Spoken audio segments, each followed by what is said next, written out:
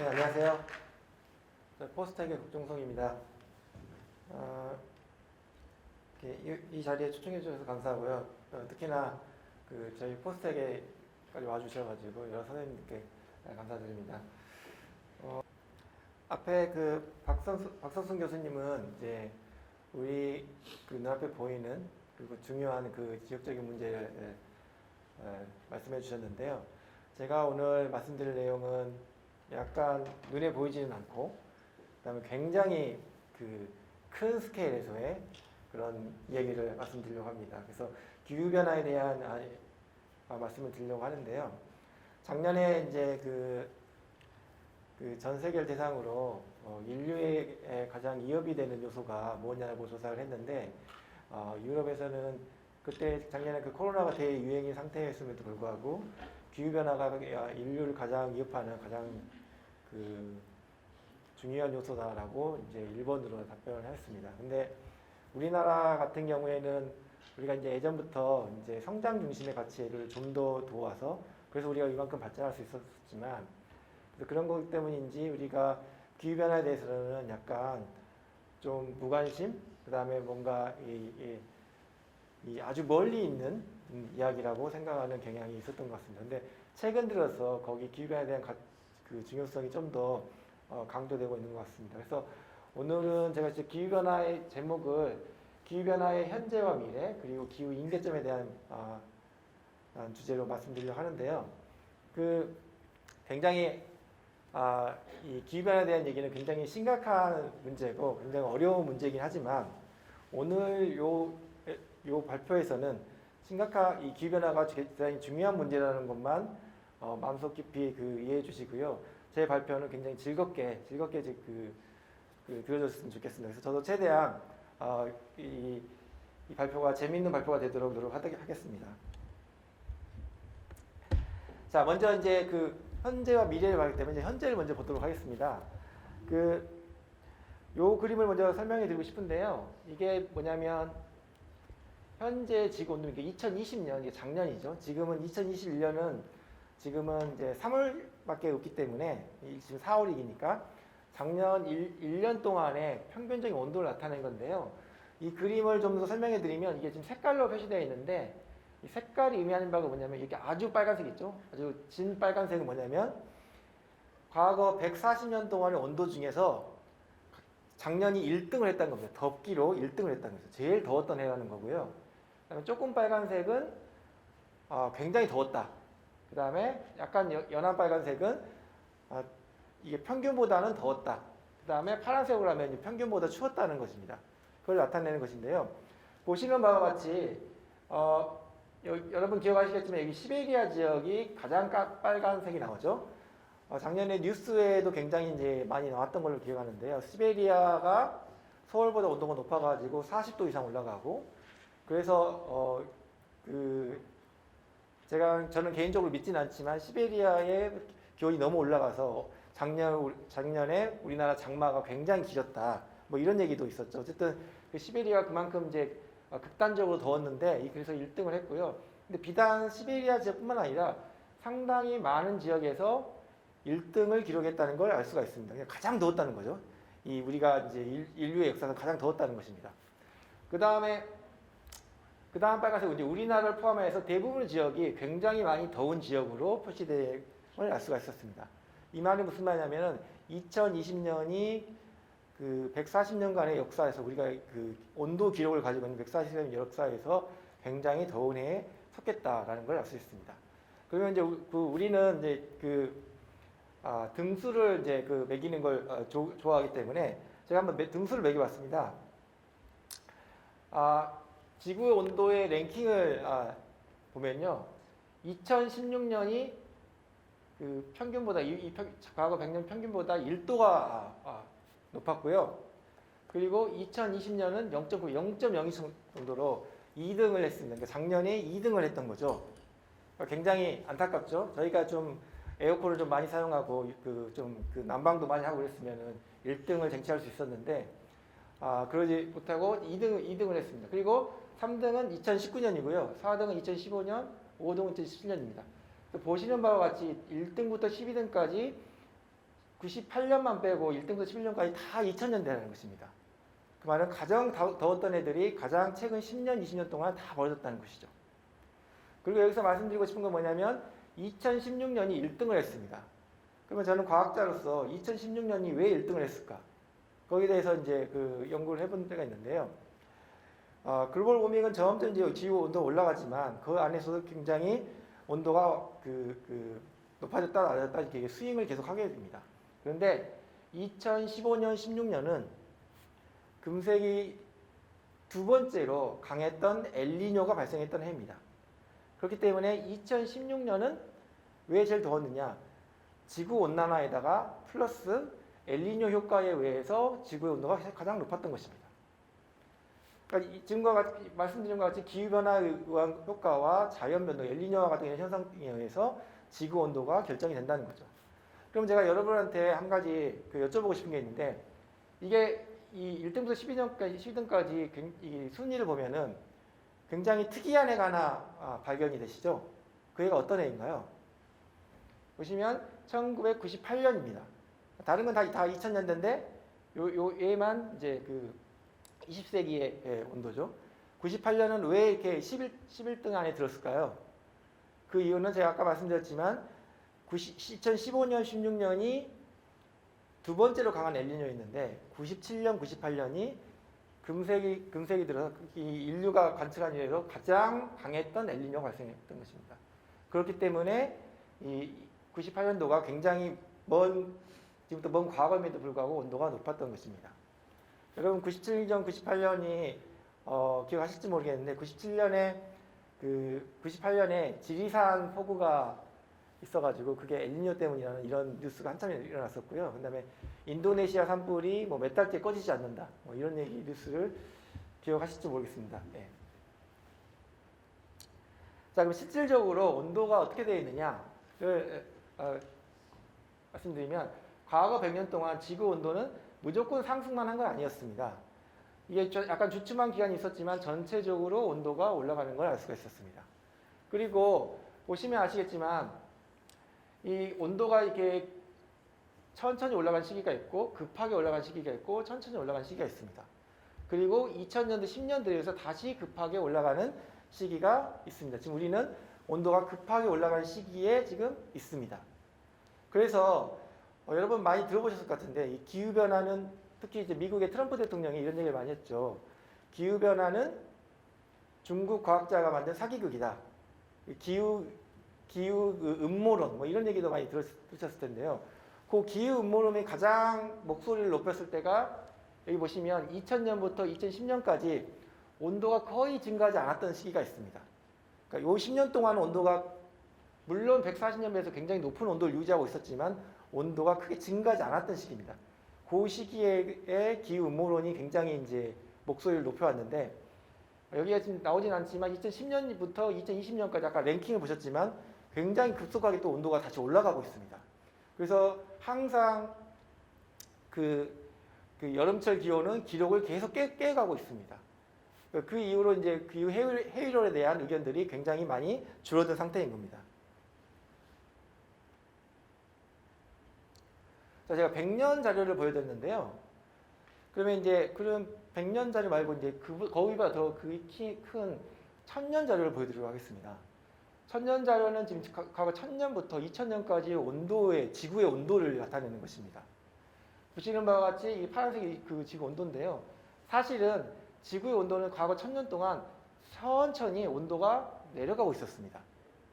즉, 지구가 아시겠지만 과거에 우리 지구는 빙하기와 간빙기가 계속 이제 주기적으로 왔다 갔다 하는 시기였습니다. 그래서 이 간빙기 이후에 지구는 빙하기로 가고 있는 상태였습니다. 근데 온도가 감소하는 속도를 보시면 굉장히 천천히 내려가는 걸 알 수가 있습니다. 근데 1860년 이후에 지구의 온도가 갑자기 이렇게 상승하기 시작합니다.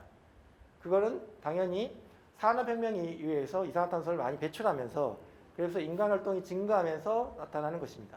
근데 우리가 이야기해야 될 거는 지구가 인간 활동이 약했을 때 지구의 온도는 굉장히 천천히 바뀝니다. 그런데 인간 활동이 적극적으로 이제 개입하는 순간부터 이 변화 속도가 굉장히 강하게 나타난다는 걸 알 수가 있습니다. 그 대표적인 예가 이제 그 육지의 빙하인데요. 보시는 바와 같이 이거는 이 사진과 이 사진은 같은 장소를 찍은 것입니다. 근데 이 사진은 1875년에 찍은 사진이고요. 이 사진은 2004년에 찍은 것입니다. 이 당시에는 육지의 빙하가 굉장히 많이 있었는데 지금은 이 빙하가 다 녹은 상태인 거죠. 그리고 이거는 여기도 마찬가지로 1914년이고 2004년입니다. 여기에 이 빙하가 있던 지역이 호수로 바뀌고 있는 상태입니다. 그래서 그 이 고위도에 있는 산 위에 높은 지역에 있는 빙하들이 다 녹아서 지금 물로 바뀌고 있는 상태라는 거죠. 이렇게 육지에 있는 빙하, 남극에 있는 빙하, 그린란드 빙하들이 녹기 시작하면은 어떤 걸 예상할 수 있을까요? 그거는 직접적으로 해수면 온도 상승하고 연결이 될 수가 있습니다. 그래서 이거는 현재 그 해수면 온도가 어떻게 지금 상승하고 있는지를 보여주는 그림인데요. 보시는 바와 같이 해수면 온도가 쭉 이렇게 상승하고 있음을 알 수가 있습니다. 근데 이러한 해수면 온도는 지금 현재 한 20cm 정도 이제 그 상승을 한 상태인데요. 근데 이 그림을 우리가 좀 더 자세히 보면은 굉장히 중요한 사실을 알 수가 있는데요. 이게 증가하는 건 맞는데 이 증가하는 속도가 여기서부터 여기와 여기서부터 여기와 또 여기서부터 여기와 또 여기서 이렇게 굉장히 증가의 속도가 더 빨라지고 있다는 걸 알 수 있습니다. 그러니까 해수면 온도가 올라가는 속도가 천천히 올라가고 있는데 올라가는 속도가 점점 빨라지고 있다는 것입니다. 그래서 지금은 기존에 비해서 20cm밖에 안 올라갔지만 앞으로는 더 빨리 올라갈 거라고 저는 그렇게 예상하고 있습니다. 그리고 지금 20cm가 사실은 굉장히 작은 거라고 생각할 수 있는데 20cm는 전 지구 평균이기 때문에 어떤 지역은 해수면이 너무 빨리 올라가가지고 이제 서태평양에 있는 산호섬으로 구성된 데는 벌써 이주가 시작되겠습니다. 그거를 우리가 기후 난민이라고 합니다.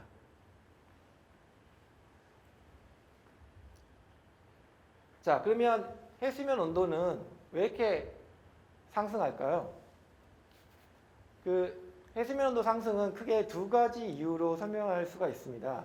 그래서 첫 번째는 아까 제가 말씀드린 육지에 있는 빙하가 녹아가지고 그게 바다로 흘려 들어가서 해수면 온도를 상승시킵니다. 그리고 그게 한 50%를 설명하고 있고요. 나머지 50%는 해수가 열 팽창해가지고 온도가 높아지면 이 물이 부피가 팽창하잖아요. 그 팽창에 의해서 설명할 수 있습니다. 그래서 50%가 다 이 해수면 상승을 설명하는 것입니다. 그럼 육빙이 감소하는데 육빙 중에는 현재 증가분의 60%는 그 육지, 산에 있는 빙하가 녹은 거고요. 그리고 28%는 그린란드에 있는 빙하가 녹은 겁니다. 그리고 남극의 빙하는 12%가 기여를 하고 있습니다. 근데 아시겠지만 대부분의 육지에 있는 빙하의 대부분은 남극에 있습니다. 근데 이 남극의 빙하는 아직 녹기 시작하지 않은 거죠. 그런데 최근 들어서 남극과 그린란드의 빙하가 빠르게 녹기 시작하면서 해수면 온도가 빠르게 상승하는 것입니다. 그래서 이게 지금 이제 해수면 상승이 얼마나 심각한지를 보여주는 건데요. 보시면 해수면 상승이 지금 한 1m 정도 올라가면은 이게 지금 그 이탈리아의 베네치아가 잠기고요. 그다음에 2m가 올라가면 암스테르담 함부르크 그게 증가하게 됩니다. 그리고 이제 상하이는 6m 정도면 잠기게 되고 뉴욕에는 8m 정도 하면 잠기게 됩니다. 서울은 당연히 이제 더 높으니까 좀 더 안전하긴 하지만 우리나라 부산이나 인천 같은 경우에는 이런 해수면 상승에 굉장히 위험성에 노출되어 있는 상태입니다. 근데 과연 이런 생각을 하실 것 같아요. 지금 현재 20cm 올라갔는데 과연 이게 8m? 이 정도까지 올라갈 수 있을까? 이런 생각을 하실 수가 있을 것 같아요. 그래서 제가 그 퀴즈를 준비를 했습니다. 그 퀴즈가 지금 남극에 있는 빙하가 다 녹으면 전 지구 해수면은 얼마나 상승할까요? 여러분 한번 스스로 한번 이 답을 한번 생각해 보시기 바랍니다. 현재 남극에 있는 빙하가 다 녹아가지고 바다로 다 들어가면 이 해수면 온도는 전지구 해수면 온도는 몇 미터나 올라갈까요? 힌트가 우리가 이제 고등학교 때 지구학 시간에 배웠는데 지구 물의 97%는 바다에 있고요. 97%가 바다에 있고요. 나머지 2%가 남극의 빙하로 되어 있습니다. 나머지는 육지나 강이나 호수나 뭐 이렇게 되어 있고요. 어쨌든 2%가 남극의 빙하로 되어 있습니다. 근데 전지구 바다의 평균 깊이는 3,800m입니다. 이 말은 무슨 말이냐? 전지구 3,800m니까 지구의 물이 2%니까 이 2%의 물이 바다로 다 들어간다는 말입니다. 2%가 다 들어가게 되면 이 3,800m의 2%가 증가합니다. 물론 이제 해수면이 위로 올라가면서 표면이 넓어지는 효과는 있지만 그 효과는 굉장히 미비합니다. 어쨌든 이 2%가 증가가 된다. 그래서 우리가 산술적으로 계산해 보면 굉장히 우리가 쉽게 계산할 수 있는데요. 3,800m 곱하기 100분의 1을 하면 남극의 빙하가 다 녹았을 때 해수면도 올라가는 걸 우리가 예상할 수가 있습니다. 그 양을 딱 보시면 76m입니다. 76m는 다시 이 그림으로 돌아가면요. 아까 제가 8m를 했을 때 뉴욕과 런던이 감산다 그랬죠. 그 다음에 76m, 여기가 이 해수면도가 이만큼 올라갔을 때 이 지구에서 보이는 그 지면의 지도, 세계의 지도는 이렇게 바뀝니다. 근데 70m는 굉장히 작게 보이한 거고요. 제가 말씀드렸죠. 해수면 온도의 상승의 반은 빙하가 녹는 거고 반은 온도가 올라가가지고 팽창하는 것입니다. 그렇기 때문에 남극의 물이 다 녹아서 76m가 올라간다면 곱하기 2를 해서 140m가 대략적으로 올라갈 수가 있게 되는 것입니다. 그렇게 되면 굉장히 이제 큰 문제를 야기할 수가 있겠죠. 그러면 이게 정말 실제로 가능한 건가? 라고 생각하실 수 있을 것 같아요. 그래서 우리가 이제 과거를 이제 보면 되는데요. 이게 보면은 이게 최근에 빙하기 있잖아요. 빙하기 시대의 해수면입니다. 그래서 지금 이 회색으로 된 부분은 현재의 육지고요. 그리고 이 빨간색으로 되어 있는 부분은 빙하기 시대의 육지입니다. 확장된 육지입니다. 보시면 아시죠? 이게 더 와닿으실 것 같은데 이게 검은색이 지금 바다고요. 흰색이 육지입니다. 그러니까 불과 18,000년 전에 18,000년 전에는 황해가 없었습니다. 서해는 존재하지 않았습니다. 그냥 육지였습니다. 그리고 우리나라는 반도가 아니었습니다. 그냥 큰 유라시아 대륙의 일부였습니다. 그리고 일본도 섬이 아니었습니다. 그래서 이 고고학자들은 일본의 선조들이 이 시기가 지금 구석기 시대였거든요. 구석기 시대, 이 시대에 구석기에 그 사람들이 이쪽으로 넘어가가지고 그 사람들이 일본의 선조라고 그렇게 예상을 하고 있습니다. 그만큼 이 18,000년 전에는 지금보다 해수면 온도가 120m 낮았습니다. 반대로 그때 당시에 이때 온도는 지금보다 6도가 낮은 상태였습니다. 근데 반대로 6도가 더 올라가게 된다면은 지금의 해수면 온도는 100m 이상 올라갈 수 있는 가능성이 충분히 있는 거죠.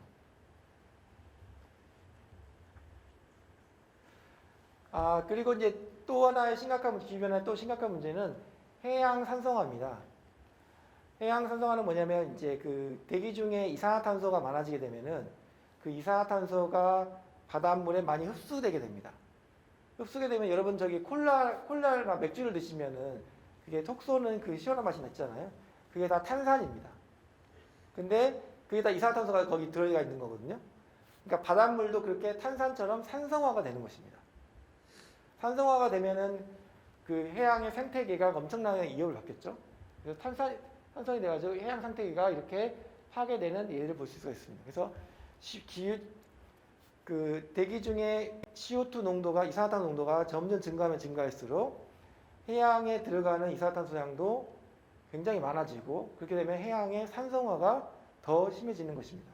그러면 해양의 생태계가 파괴돼서 해양의 먹이사슬이 파괴되는 이런 문제점을 예상할 수가 있습니다.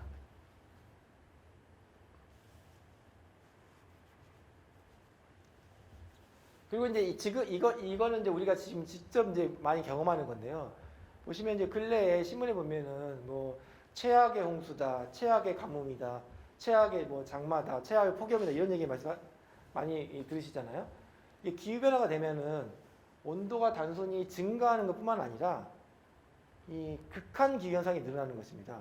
아까 제가 말씀드렸지만 우리 지구라는 거는 기후 변화가 없더라도 덥고 춥고를 이렇게 반복하게 됩니다. 근데 기후 변화가 되면은 일반적으로 덥다가 많이 늘어나긴 하지만 이 덥고 춥고의 이 스윙도 늘어나게 된다. 그렇기 때문에 평균적으로 올라가는 것보다 훨씬 더 많은 더운 날들이 늘어나고 지구 온난화가 됐음에도 불구하고 추운 날도 늘어나는 것입니다. 여러분 최근에 겨울철에 되면 그래서 매년 나오는 건데 뭐 나이아가라 폭포가 얼었다, 미국에서 엄청난 혹한이 왔다 이런 그 기사를 많이 들으셨잖아요.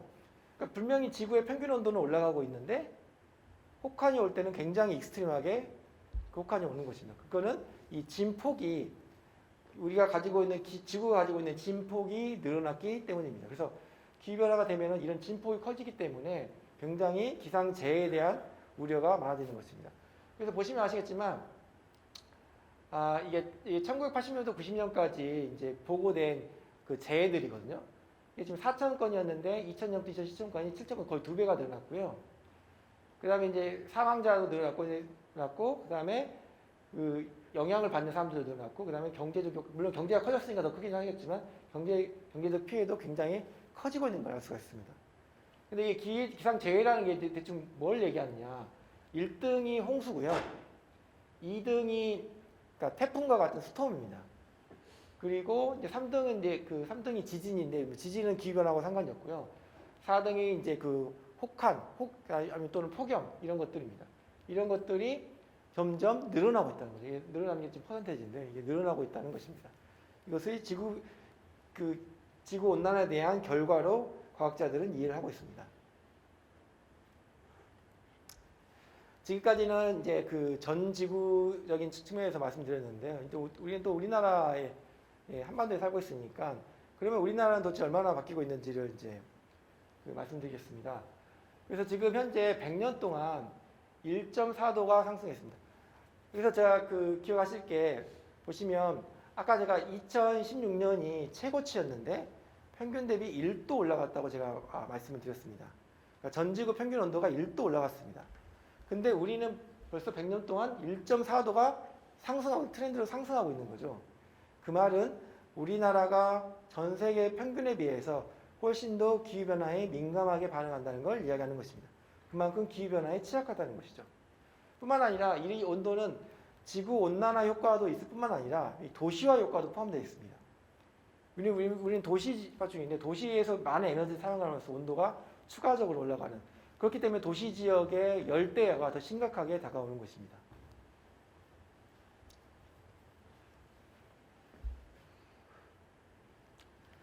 마찬가지로 강수도 지금 증가하고 있고요. 사실 강수가 많아지는 거는 그렇게 나쁜 건 아니거든요. 이 강수 자체가 다 돈이기 때문에, 다 에너지이기 때문에 적절한 강수가 많이 오는 게 중요합니다. 근데 에너지 차원에서는 이 적절한 비가 골고루 뿌려지는 게 가장 좋습니다. 왜냐하면 집중적으로 집중호우가 오게 되면은 얘는 피해만 발생할 뿐이지, 왜냐하면 이 댐 수문을 열어야 되잖아요. 그래서 에너지로 활용할 수가 없습니다. 근데 기후변화에서의 문제점이 뭐냐면 이 약한 강수, 그러니까 비가 오는 날은 줄어드는데 강수량은 늘어납니다. 그 말은 무슨 말이냐면 집중적으로 오는 비가 늘어난다는 것입니다. 그래서 이건 과학적으로 굉장히 잘 정립된 이론인데요. 기후변화가 지구의 온도가 1도 올라갈 때마다 집중호우의 강도가 7%씩 증가합니다. 그러니까 지구 온도에서 2도 올라가게 되면 우리가 겪고 있는 홍수의 강도가 14% 강화된다는 것입니다. 우리나라에서도 그게 굉장히 잘 나타나고 있습니다. 앞으로가 더 문제겠죠.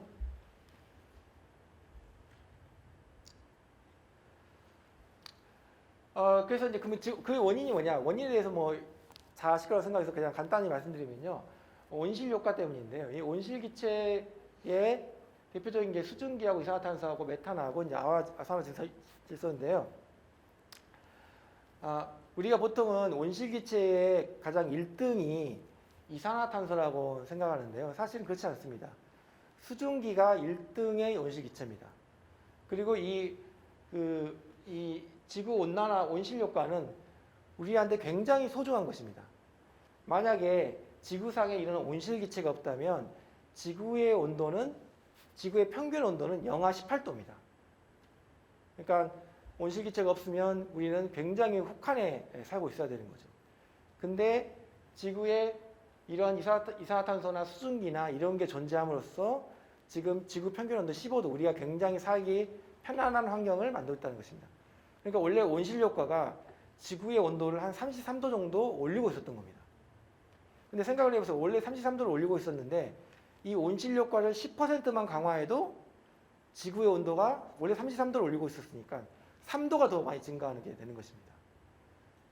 아까 지금 현재 지구의 온도가 1도 올라갔다고 했습니다. 그래서 1도가 올라가도 우리가 지금 이런 위기를 느끼고 있는데 온실효과가 10% 증가하면 3도가 되고 3도가 되면 우리한테 어떤 그 위협이 닥칠지 생각해 보시면 잘 아실 수 있을 것 같습니다. 그러면 이제 또 이제 진짜 그래서 온실효과가 지구 온도를 높이는 건 다 알고 있습니다. 그럼 그 다음 질문은 그럼 과연 이 온실효과, 이산화탄소 증가가 인간 때문이야?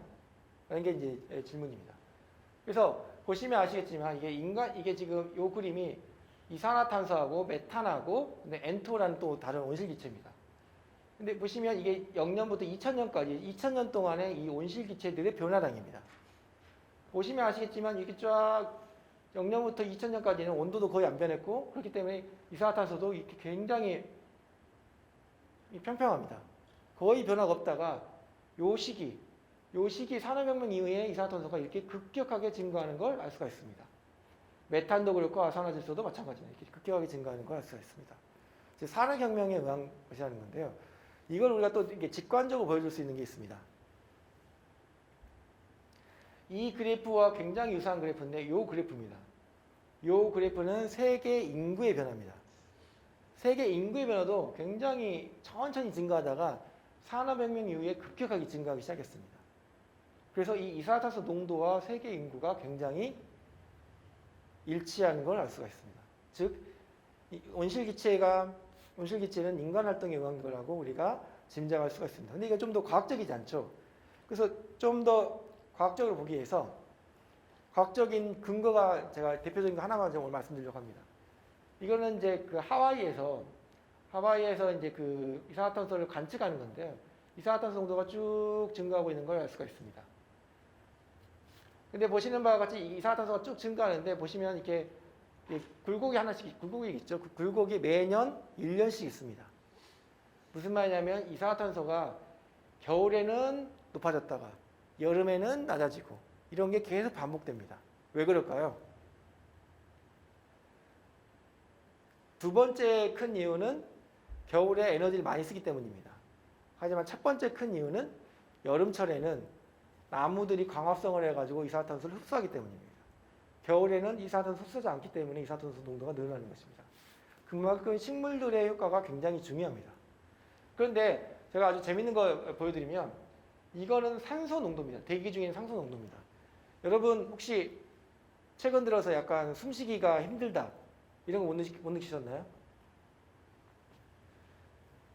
그 최근 들어 이게 지금 1990년부터 산소 농도인데요. 산소 농도 대기 중에 우리가 지금 숨쉬고 있는 대기 중에 산소 농도는 천천히 감소하고 있었습니다.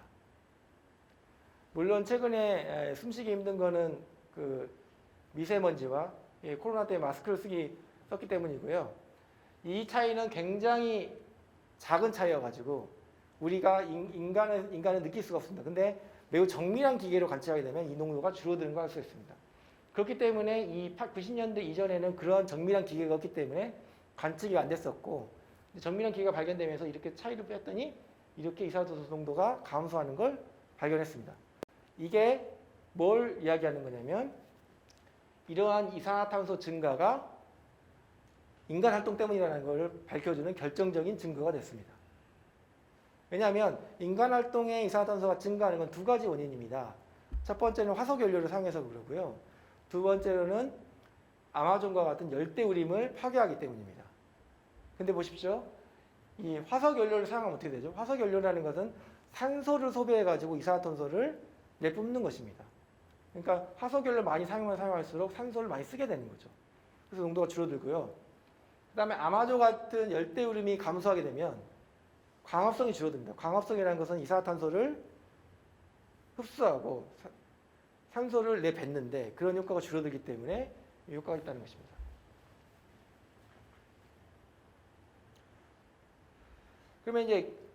그러면 과연 정말 이산화탄소 그 하나 때문에 주가 증가하는 거냐? 요거는 이제 그 기후 피드백에 대한 걸 좀 간단히 말씀드리려고 하는데요. 이게 사실 이산화탄소만 딱 증가해가지고 지구 온도를 그렇게 많이 올릴 수는 없습니다. 이산화탄소가 증가해서 지구 온도를 높이는 건 굉장히 제한적입니다. 근데 이 지구라는 시스템은 굉장히 복잡해가지고 이게 양의 피드백이라는 게 있습니다. 무슨 말이냐? 피드백이라는 건 뭐냐면 어떠한 이산화탄소 같은 강제력이 있으면 기후 시스템을 변화시킵니다. 그럼 이 변화가 다시 피드백을 줘가지고 여기에 이 효과를 강화시키는 것입니다. 이런 거를 기후 피드백이라고 합니다. 그러니까 대표적인 게 이제 수증기와 관련이 있는데요. 자, 이산화탄소가 증가하면 지구 온도가 올라가게 됩니다. 지구 온도가 올라가게 되면은 어떻게 되죠? 이 공기가 머물 수 있는 수증기 양이 증가합니다. 수증기가 가장 넘버원 그 온실기체라고 그랬죠. 그렇기 때문에 수증기가 증가하면 온실 효과가 더 증가하게 됩니다. 그러면은 지구 온도가 올라가게 되고 올라가게 되면 수증기를 더 많이 머금게 되고 온실 효과가 더 많이 하게 됩니다. 이런 양의 되돌림 현상에 의해서 이산화탄소 농도에 의한 효과가 요만큼이라면 그걸 더 증폭시키는 효과가 있는 것입니다. 그렇기 때문에 이 작은 우리가 사용하는 이산화탄소 변화가 지구의 온도를 크게 바꿀 수가 있다는 것입니다. 그래서 이산화탄소 강제력은 예를 들어서 한 800ppm까지 가더라도 이산화탄소가 지구 온도를 올릴 수 있는 건 약 1도밖에 안 됩니다. 근데 이런 양의 피드백이 이 1도 효과를 증폭시키기 때문에 이런 9도, 5도, 3도까지 이렇게 증폭될 수 있다는 것입니다. 근데 우리가 모르고 있는 거는 이산화탄소가 올라가면 지구 온도가 올라가는 건 알고 있는데 얼마만큼 올라갈 것인지, 과연 50년 후에 2도가 올라갈 것인지 3도가 올라갈 것인지 이거를 잘 모릅니다, 사실은. 왜냐하면 우리가 이런 기후가 어떻게 증폭시키는지 이걸 잘 이해하지 못하고 있기 때문입니다. 이게 이제 이 영화 다 아실 거라고 생각하는데 설국열차인데요. 요게 이제 기후 피드백에 의한 건데요. 여러분 이 영화의 그 주제를 내용을 잘 아실 것 같은데 이게 갑자기 빙하기가 와가지고 이 기차에만 인류가 생존해가지고 그 기차 안에서의 계급사의 갈등 뭐 이런 것들을 다룬 영화잖아요. 근데 저는 과학자이기 때문에 그러면 제가 관심이 있었던 건 그러면 왜 여기 빙하가 됐을까 미래에 이런 것입니다.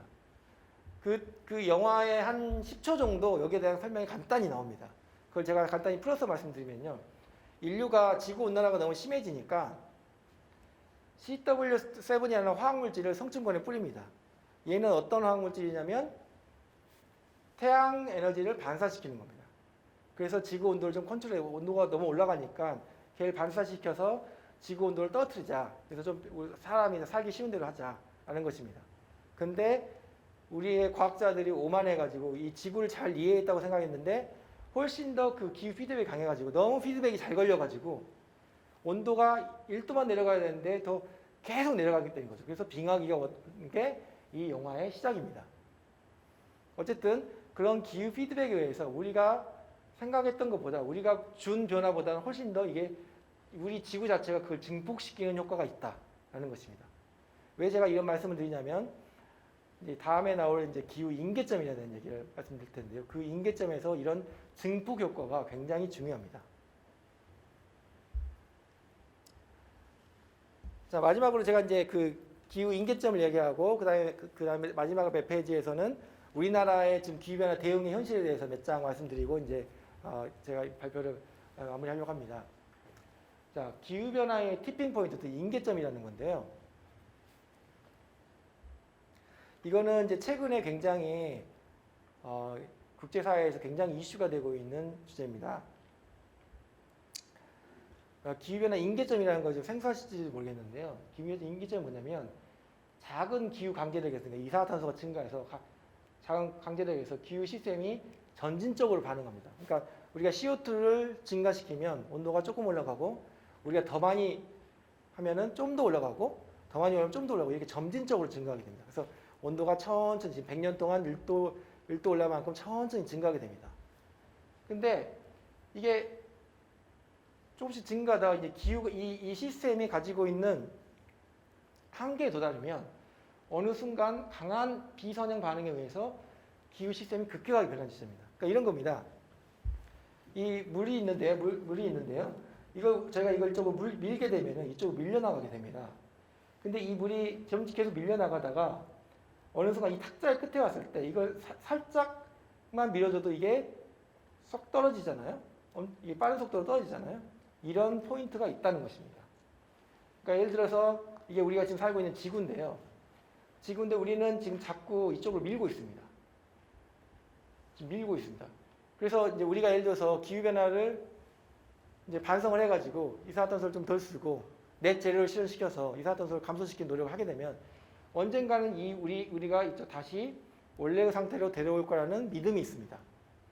하지만 그 반성하는 시기가 이 시기가 아니고 여기 임계점까지 오게 되면은 또 다른 지구가 온다는 것입니다. 그렇게 되면은 이 지구는 이 지구와 굉장히 다른 지구가 될 것이라는 겁니다. 기후변화가 굉장히 급격하게 일어날 수가 있다. 이 급격하게 일어난다는 것은 첫 번째 온도가 급격하게 올라갈 수도 있고요. 두 번째 온도가 갑자기 떨어질 수도 있습니다. 왜냐하면 기후라는 우리 시스템이 어디로 튈지 모르기 때문에 어떻게 피드백이 걸리는지를 우리는 잘 모릅니다. 이게 왜 중요하냐? 여러분 다 아실 텐데 기후변화 파리 협약이 있습니다. 신기후 체제라는 게 있습니다. 기후변화 파리 협약은 뭐냐면 그 160개국이 이제 합의를 했잖아요. 합의를 해서 어떤 합의를 했냐? 가장 중요한 합의는 뭐냐면 지구의 온도를 2도보다 훨씬 낮게 유지하자. 그렇게 하기 위해서 우리가 CO2를 조정하자. 이게 핵심 골자입니다. 그리고 2도보다 훨씬 낮게 하니까 그래서 1.5도까지 제한하려는 노력하자 하는 것입니다. 그래서 우리도 2050년까지 뭐 현재 목표 대비 37%를 줄여야 되고 미국도 줄여야 되고 하지만 미국은 트럼프 대통령 때 탈퇴했다가 다시 바이든 대통령이 그 당선이 되고 이제 임기가 시작되면서 바로 다시 가입을 했죠. 어쨌든 그 목표치가 있습니다. 그 목표를 줄여야 됩니다. 근데 여기서 한 가지 의문이 있습니다. 뭐냐면 왜 2도이냐? 왜냐하면 저 2도를 우리가 예를 들어서 3도로 올린다고 생각해보세요. 3도까지만 우리가 유지하자. 그러면은 우리가 2도를 유지하기 위해서 뭐 대통령이 뭐 넷째로 선언했지만 그걸 가기 위해서 굉장히 시간도 많이 벌 수 있고 우리가 이런 걸 준비한 시간이 충분히 많이 있습니다. 왜냐하면 2도와 3도는 몇십 년 차이가 날 테니까요. 그러면 거기에 대한 경제적 그 비용도 엄청나게 줄일 수가 있습니다. 근데 왜 파리 협약은 2도로 했을까요? 그 이유는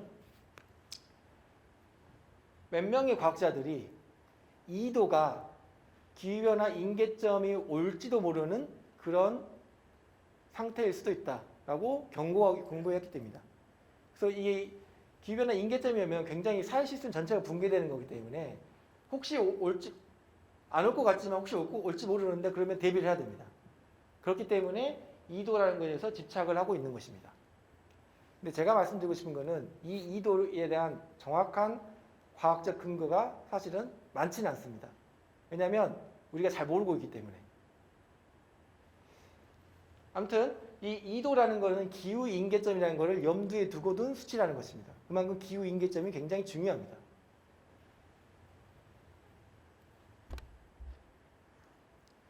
그래서 중요한 게 뭐냐면 그래서 우리가 이제 2도인지 3도인지를 아는 게 굉장히 중요하거든요.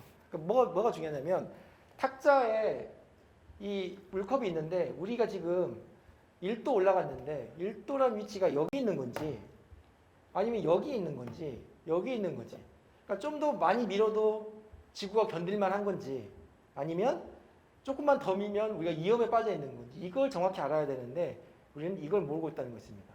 그래서 이거를 알아야 되고 알지 못한다면 여기에 대한 대비를 해야 된다는 것입니다. 여러분 아시겠지만 이게 사실은 작년에 코로나가 이제 창궐 하면서 우리가 굉장히 선진적이라고 믿었던 그 선진국의 시스템이 얼마나 취약하고 얼마나 쉽게 무너지는 걸 우리가 다 봤잖아요. 근데 기후변화라는 거, 급격한 기후변화라는 거는 그것보다 훨씬 더 큰 변화를 만들어내는 것입니다. 이런 점진적인 변화와는 굉장히 다른 것입니다. 그러면 우리가 굳게 믿고 있는 그 사회 시스템이 급격한 기후변화가 되면 굉장히 쉽게 무너질 수 있는 취약성을 가지고 있다는 것입니다. 그래서 굉장히 많은 과학자들이 그 과학적인 논문에서 이런 것들을 주장을 하고 있습니다. 그래서 이런 것들이 위험하다라고 경고를 하고 있습니다. 거기에 대한 이제 그 대표적인 예가 이제 하나가 이제 영화한 게 있어요. 그거를 보여드리기 전에 예를 먼저 보여드리는 게 좋을 것 같습니다. 그러면 이게 정말 이거는 그러니까 제가 이렇게 설명을 드리면 이게 이렇게 생각하실 분도 있어요. 트럼프가 이렇게 기후변화가 이제 사기로 의한 게 이제 보시면 이게 제가 굉장히 뭔가 뭐랄까 겁을 주고 있는 것처럼 이제 들으실 수 있잖아요. 근데 우리가 이제 이런 것들을 보기 위해서는 그러니까 이런 임계점이라는 걸 이제 보기 위해서는 앞으로 어떻게 일어날지 모르니까 그걸 모르지만 과거를 보면 됩니다. 과거의 지구에 어떤 일이 일어나는지. 그래서 가장 대표적인 예로 불리고 있는 게 영거 드라이아스입니다. 영거 드라이아스는 뭐냐면 과거 빙하기에서 간빙기로 이제 올라가고 있는데요. 그래서 빙하기에서 온도가 쫙 천천히 올라가고 있었습니다.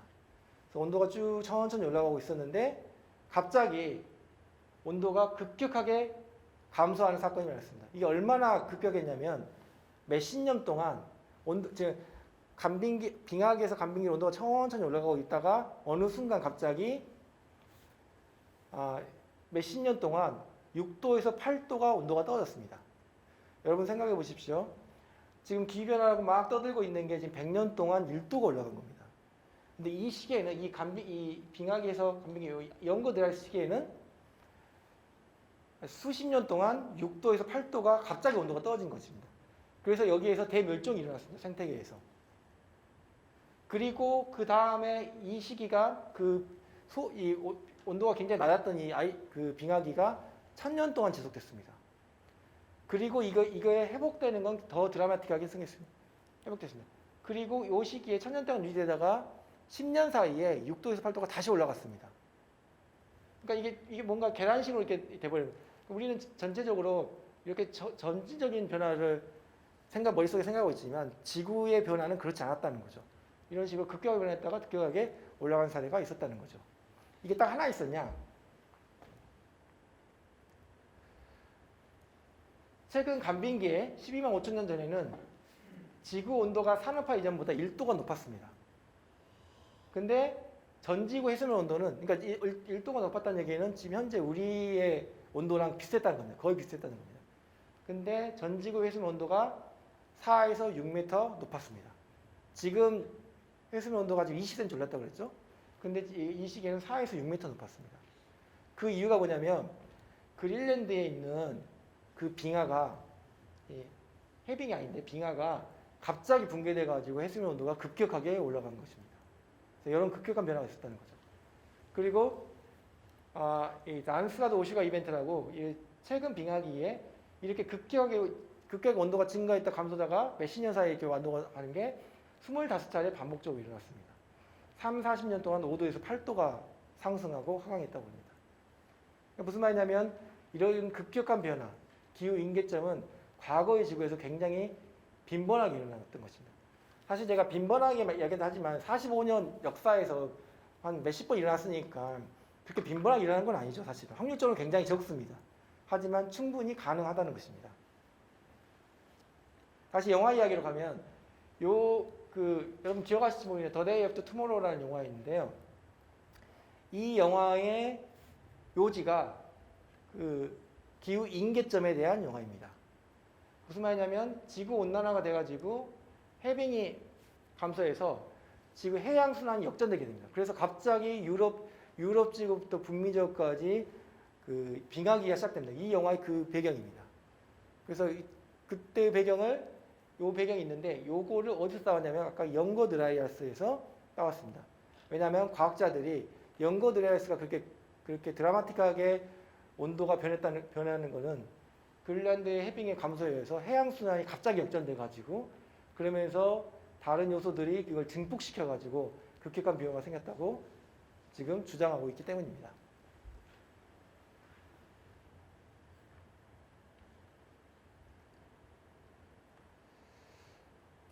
자, 그래서 그러면 정말로 발생할 수 있을까? 그 중에 제가 그걸 발생할 수 있는 대표적인 것 두 가지만 말씀드릴게요. 첫 번째는 빙하입니다. 빙하가 붕괴되는데 남극의 빙하는 어떻게 생겼냐면요. 이 빙하는 남극은 춥기 때문에 눈이 옵니다. 눈이 오는 게 그게 녹지가 않습니다. 그래서 그 다음 눈이 오면 그 눈 밑에 쌓입니다. 이게 차곡차곡 이제 몇백 년, 몇천 년, 몇만 년이 계속 쌓여가면서 빙하가 쌓여오는 것입니다. 그래서 몇만 년 동안 이게 축적된 결과입니다. 그래서 근데 빙하가 녹을 때도 이렇게 천천히 이제 이렇게 빠지면 좋은데 그렇지가 않습니다. 빙하가 녹을 때는 이 빙하 자체에서 호수가 생기면서 호수가 빙하를 파고들게 됩니다. 천천히 파고들고 파고들어가지고 한 번에 쩍 갈라지면서 빙하가 붕괴되게 됩니다. 또는 바다에서도 이렇게 바다 위에 빙하가 이렇게 연결되어 있는데 바다가 이렇게 파고들다가 갑자기 이렇게 끊어지면서 오게 됩니다. 그러니까 제가 말씀드리고 싶은 얘기는 빙하가 발생은 굉장히 천천히 발생하지만 소멸할 때는 한순간에 확 소멸된다는 것이죠. 이게 재작년에 제가 뉴스에서 가져온 건데요. 위성에서 이제 빙하를 관측했는데 이게 굉장히 큰 빙하였는데 여기에 이런 금이 발견됐다는 걸 발견했습니다. 20km 금이 발견된 거죠. 그러니까 이게 이제 조금만 진행되면 이 전체가 붕괴되는 것입니다. 그러면 이게 예를 들어서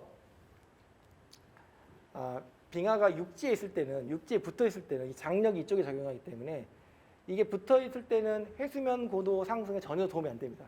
전혀 기여를 안 합니다. 근데 이게 빙하가 위에 떠 있다가도 이 장력이 없어지는 거예요. 이게 쩍 갈라지는 순간 그 즉시 해수면 고도의 상승에 영향을 주게 되는 것입니다. 굉장히 빠르게 영향을 줄 수가 있는 거죠. 예를 들어서 남극의 빙하가 이렇게 녹으면은 거의 몇 달 안에 우리나라의 해수면 온도가 증가하게 됩니다. 굉장히 빠른 속도로 전파하게 됩니다. 그렇게 되면 이제 이게 해수면 상승뿐만 아니라 해양 순환 자체를 영거 드라이아스 시기처럼 해양 순환 자체를 바꿔주기 때문에 이게 급격한 기후변화를 만들어낼 수가 있는 거죠. 그 다음에 너무 제가 자세한 얘기는 생략하고요. 두 번째로 이제 우리가 우려하고 있는 게 이제 여러분 많이 이제 들어보실 만한 걸 제가 말씀드리려고 하는데 영구 동토층이라고. 영구 동토층은 뭐냐면 이 북극 근처에 항상 얼어있는 땅입니다. 항상 얼어있는 땅인데요. 근데 이 문제는 이 땅이 왜 중요하냐면 이 땅 안에 굉장히 많은 탄소가 매장되어 있습니다. 어떻게 탄소가 매장되어 있냐면요. 이게 영구 동토층이지만 여름에는 땅 위는 녹고 밑에는 얼어 있는데 땅위가 녹기 때문에 거기 풀이 자랍니다. 풀이 자라면은 거기 이 풀이 자랐다는 건 광합성을 하기 때문에 이산화탄소를 이렇게 흡수하는데요. 근데 보통의 경우에는 1년생 풀 같은 경우에는 이산화탄소를 흡수하게 되고 그게 이제 겨울에 죽으면 그게 썩어가지고 다시 대기 중으로 다시 방출하게 됩니다. 그래서 얘가 기여하는 이산화탄소의 인풋과 아웃풋은 0입니다. 근데 영구 동토층은 굉장히 특이한 게요. 여름에 이렇게 풀이 자라가지고 이산화탄소를 가지고 있다가 겨울에는 눈이 옵니다. 그래서 이게 땅에 묻히게 됩니다. 썩지를 않습니다. 왜냐하면 땅에 묻혀버리기 때문에 차가우니까 썩지 않습니다. 그래서 이게 수천 년 동안 계속 대기 중에 이산화탄소를 뺏어와가지고 계속 이 땅에 묻었던 것입니다. 얼마나 많이 있느냐? 지금 대기 중에 있는 이산화탄소의 2배만큼이 이 영구 동토층에 매장되어 있습니다. 근데 지금 문제는 뭐냐면 기후변화가 되면서 영구 동토층이 녹기 시작합니다. 녹기 시작하면 여기에 있던 풀들이 이제 썩기 시작합니다. 썩어서 이산화탄소를 배출하기 시작하죠. 그래서 이것도 그냥 얘가 이산화탄소를 하는 것처럼 1년 이렇게 천천히 흡수한 것처럼 천천히 방출하면은 아무 문제가 안 됩니다. 하지만 방출되는 순간은 굉장히 급격하게 방출돼요. 특히 이 지역에 많이 들어보시면 작년에 시베리아 산불은 이 영구 동토층에도 발생한 산불입니다. 여러분 그런 얘기 뉴스 들어보셨는지 모르겠는데요. 땅 밑에 계속 연기가 나고 있는, 나무도 풀도 없는데 땅 밑에서 계속 연기가 나고 있는 것입니다. 그건 뭐냐면 이 풀들이 계속 눌려가지고 이제 석탄처럼 된 것입니다. 핏이라고 그러는데요. 석탄처럼 물렸는 게 땅 속에 그냥 매장되어 있습니다. 그래서 산불이 계속 이 석탄 되기 전 단계를 계속 태우고 있는 것입니다. 그래서 계속 불이 나오는 것입니다. 그거는 무슨 말이냐, 이산화탄소를 계속 방출하고 있다는 것입니다. 그런 상태에 의해서 급격하게 온실기세를 방출할 수 있고, 그러면 급격한 기후변화를 만들어낼 수 있다는 것입니다. 더 큰 문제는 뭐냐면 메탄입니다. 이게 이산화탄소가 썩어가지고 물과 같이 어울리면서 이제 박테리아들이 이걸 메탄가스로 만들게 됩니다. 혹시 여러분들 이것처럼 가스 하이드레이트라고 해가지고 불타는 얼음이라고 들어보셨는지 모르겠어요. 불타는 얼음은 어떤 거냐면 이 메탄가스를 얼음 분자가 이렇게 싸고 있는 것입니다. 이게 이제 가스 하이드레이트인데요. 이런 게 굉장히 많이 매장되어 있습니다. 영구 동토층에. 근데 뭐가 문제냐? 메탄가스도 온실기체인데요.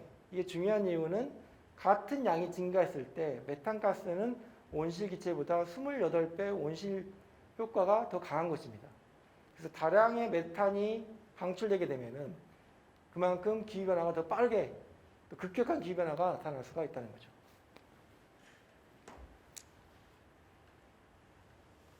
자, 이제 마지막으로 제가 말씀드리고 싶은 거는 이제 기후변화 대응 문제입니다. 우리나라의 현실에 대해서 말씀드리도록 하겠습니다. 간단히 몇 페이지로 그냥 간단하게 소개해 드리겠습니다. 이게 지금 자료가 1990년부터 2016년까지 가스별 온실가스 배출 추이입니다. 여러분이 예상하다시피 90년대 중후반까지는 1등이 미국이었습니다. 미국이 이산화탄소를 제일 많이 방출했고요. 그리고 이 2000년대 이후부터 이제 중국이 압도적인 1등으로 질주하고 있습니다. 근데 지금 그러니까 어떻게 생각하시면 되냐면 현재 이산화탄소를 가장 많이 배출하고 있는 국가는 중국이고, 그다음 우리가 지금 이 대기 중에 이산화탄소가 증가하는 게 가장 큰 기여를 했던, 그러니까 축적된 거죠. 축적된 걸로 한 1등은 미국입니다. 우리나라도 1등이 하나 있습니다. 우리나라는 1990년 대비 2016년 온실가스 배출량이 증가량이 1등이라는 것입니다. 한국이 굉장히 다른 선진국에 비해서 압도적으로 많은 걸 알 수가 있습니다. 독일이나 이런 데는 오히려 줄어들었는데 우리나라는 배 이상 온실가스 배출이 늘어나고 있습니다. 우리나라 온실가스 배출량입니다. 보시면 아시면 90년에 300ppm였는데 지금은 696ppm. 조금 이제 2010년 조금 이제 감소하고, 지금 현재 데이터도 거의 평평하다고 생각하시면 됩니다. 어쨌든 90년대에 비해서 굉장히 2배 이상 이산화탄소를 많이 쓰고 있습니다. 어디에 많이 쓰느냐? 에너지, 여러분 다 아시겠지만 에너지 분야에 가장 많이 쓰고 있습니다. 이산화탄소를.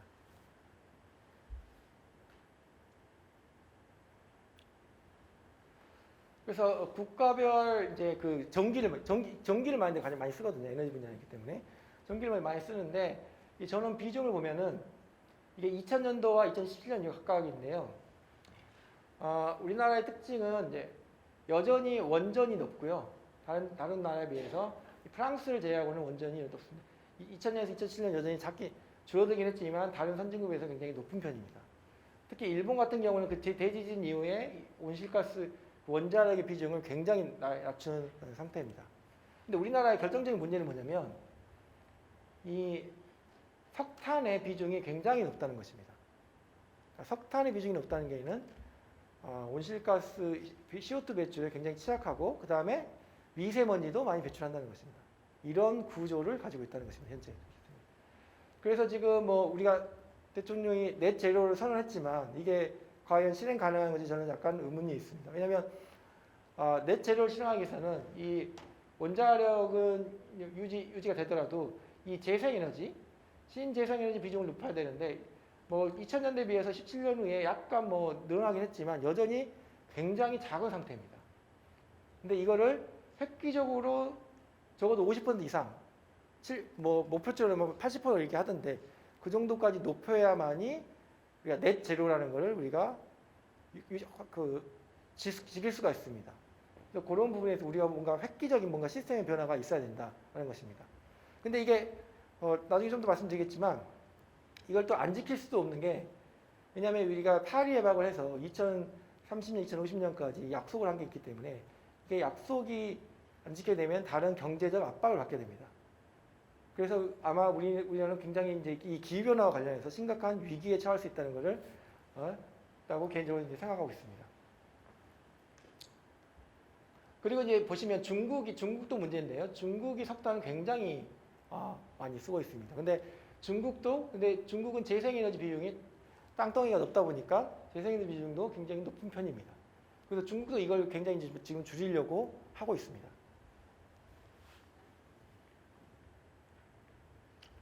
그래서 우리나라의 기후변화에 대한 현주소를 보면요. 이게 이제 뭐 기후변화 대응 지수라는 게 있는데 2020년 당시에 61개, 작년이죠. 61개국 중에 58에서 거의 꼴찌를 했고요. 그 다음에 온실가스 배출은 세계 7위입니다. 우리가 굉장히 인구 대비나 또는 우리의 그 GDP는 12위잖아요. 대비 굉장히 많은 온실가스를 배출을 하고 있습니다. 그 다음에 OECD 국가 중에서 이산화탄소 배출률 증가율이 1등인 나라입니다.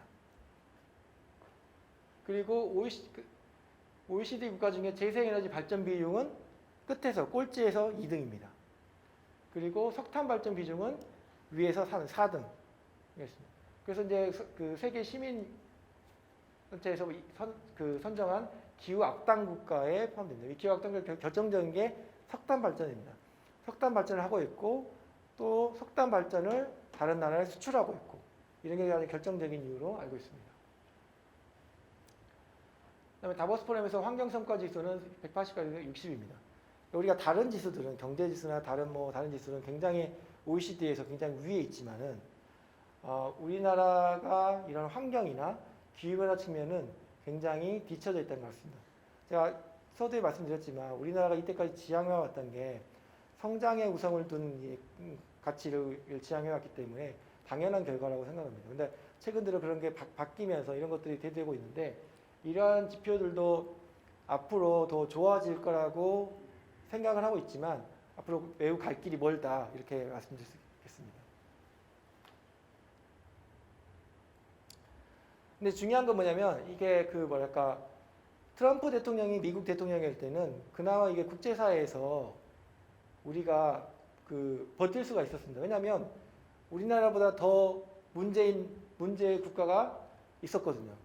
미국이 안 한다고 그러니까 다른 국제사회에서 큰 제재가 들어올 않을 수가 있는데 지금은 달라졌습니다. 바이든 대통령은 굉장히 아시겠지만 기후변화 문제를 굉장히 심각하게 받아들여 있고 그 다음에 이 코로나로 침체된 경기를 살리는 방법 중에 하나를 재생에너지 분야 또는 그런 인프라 분야에 투자해가지고 경제 살리려는 그런 정책을 펴고 있습니다.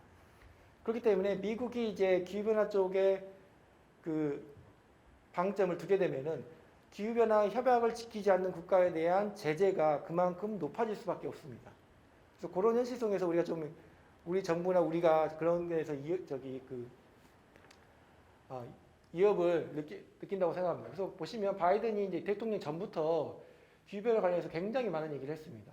그래서 부인이 아닌 행동이 필요하고 우리의 대응이 마찬가지로 과학에 따라야 된다. 그래서 그런 것들을 직접 시행하겠다는 노력을 하고 있고 취임 후에도 거기에 대해서 지금 예산을 배정하고 있고 거기에 지금 투자를 하고 있습니다. 일례로 바이든 대통령이 당선되자마자 우리나라든 미국이든 재생에너지 관련 주식이 엄청나게 상승을 했죠. 그래서 그런 것들을 이런 면을 반영한다고 할 수 있습니다. 그래서 우리나라도 거기에 따라가지 않으면 국제사회에서 어떻게 될 것이라는 것입니다. 그래서 제가 이 마지막 페이지인데요. 제가 말씀드리고 싶은 것은 이제 국가의 기후 경쟁력 확보가 필요하다는 건데, 그러니까 우리나라는 이제 기후 변화에 대한 연구를 하고 있는데 가장 큰 문제점은 뭐냐면 우리나라의 공무원들은 기후 변화는 당연한 것이고 기후 변화는 천천히 오는 것이고 기후 변화는 우리가 이미 다 알고 있는 문제이다. 그렇기 때문에 지구 온도가 뭐 2도 올라가면 거기에 대해서 대비를 해야 된다. 뭐 이런 개념이 아니란 대응을 하고 있죠. 이게 굉장히 국제사회의 아젠다와 굉장히 멀리 떨어져 있습니다. 우리나라의 문제점은 뭐냐면 국제사회에서 움직인 것과 굉장히 동떨어지게 정책이 추진되고 있다는 것입니다.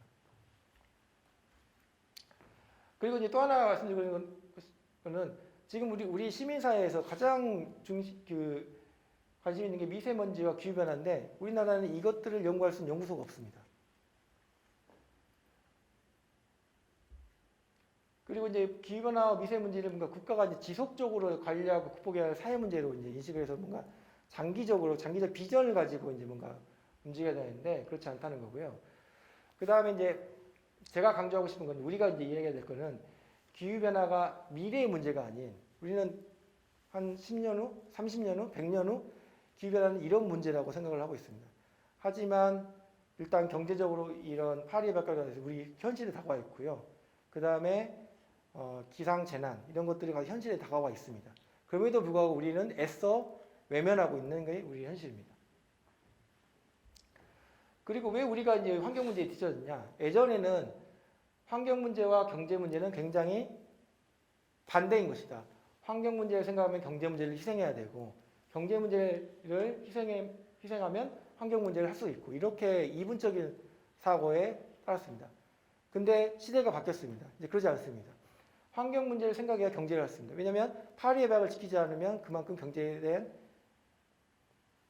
제재가 들어올 것이고 또한 이 환경 문제, 이 기후변화 문제에 대해서 이 정부가 굉장히 중요한 사회가 됐습니다. 그래서 예를 들어서 어느 지역에 예를 들어서 기상재해가 나타난다. 이런 정보를 미리 알 수가 있으면 우리가 거기에 경제적으로 대응할 수가 있습니다. 더 중요한 건 뭐냐면 보시면 기후 인계점 문제, 아까 제가 말씀드렸잖아요. 2도인지 3도인지 그건 굉장히 중요한 문제입니다. 이게 1도 제가 어디서 봤는데 1도를 이렇게 그 조종함에 따라서 몇 조 달러가 이 대응하는데 든다고 합니다. 그러니까 우리가 2도인지 3도인지를 정확히 알고 거기에 대응해 나간다면은 우리가 경제적 비용을 굉장히 줄일 수 있다는 것입니다. 근데 우리는 그런 거에 대해서 전혀 개념 자체가 없죠. 우리가 정책을 확정해 있어서 정말 기후 인계점이 뭔지, 파리 협약이 왜 이렇게 협약이 됐는지 그거조차 잘 이해하는 공무원이 별로 없다는 것입니다. 그래서 제가 마지막으로 이제 강조드리고 싶은 거는 기후 경제력이 국가 경제력으로 직결된 시대가 이제 도래했고요. 왜냐하면 우리나라 대통령뿐만 아니라 많은 대통령이 지금 넷 제로를 선언하고 있습니다. 그래서 전 세계 대부분의 국가가 이렇게 넷 제로로 움직여가고 있고 그 기후변화 문제에서 대응하고 움직이고 있습니다. 그래서 그 기후 경쟁력이 국가 경쟁력으로 이제 도래했고요. 그래서 이제 국가가 적극적으로 국민의 생명과 재산을 보호하기 위해서 대응해야 될 때다. 그리고 시민사회도 우리 자체도 여기에 대한 심각성을 인지하고 거기에 따라서 행동해야 된다라고 말씀드리고 싶습니다. 이상입니다. 감사합니다.